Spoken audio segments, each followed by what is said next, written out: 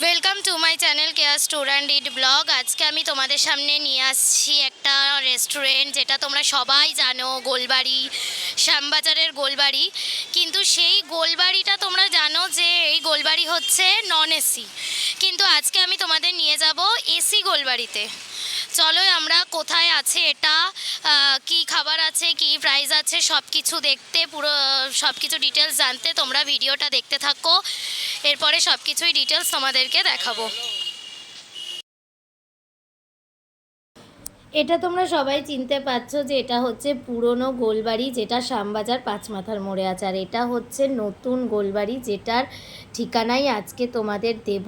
এটা হচ্ছে গোলবাড়ির AC restaurant, যেটা রয়েছে শ্যামবাজার মেট্রোর 1 নম্বর গেটের ঠিক পাশের গলিতেই। তোমরা 1 নম্বর গেট থেকে বেরিয়ে ঠিক পাশের গলির দিকে তাকালেই দেখতে পাবে এই গোলবাড়ি। এটা হচ্ছে গোলবাড়ির এসি রেস্টুরেন্ট, কিন্তু ওটা হচ্ছে নন এসি রেস্টুরেন্ট। এখানে আমরা কালকে গেছিলাম এবং খেয়েছি গোলবাড়ির সবথেকে বিখ্যাত মাটন, লাল কালো কালো মাটন কষা, আর তার সাথে হচ্ছে পরোটা, যেটা ওখানকার বিখ্যাত। তার সাথেই দিয়েছিল স্যালাড, তাছাড়া একটা তেঁতুলের চাটনি। এই যে এটা হচ্ছে মেনু কার্ড, তোমরা সবাই পজ করে দেখে নিও।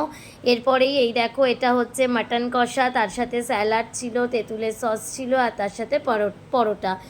সব নিয়ে মানে ভালোই ছিল খাবারটা, শুধুমাত্র তেঁতুলের চাটনিটা অতটা ভালো ছিল না। তাছাড়া এমনি খাবার যেমন পুরনো গোলবাড়ির খাবার যেমন টেস্ট, সবাই জানো হয়তো পুরনো গোলবাড়িটা, তাই সেরকমই ছিল। আরও ভিডিও দেখতে চ্যানেলটি লাইক, শেয়ার, কমেন্ট, সাবস্ক্রাইব করো।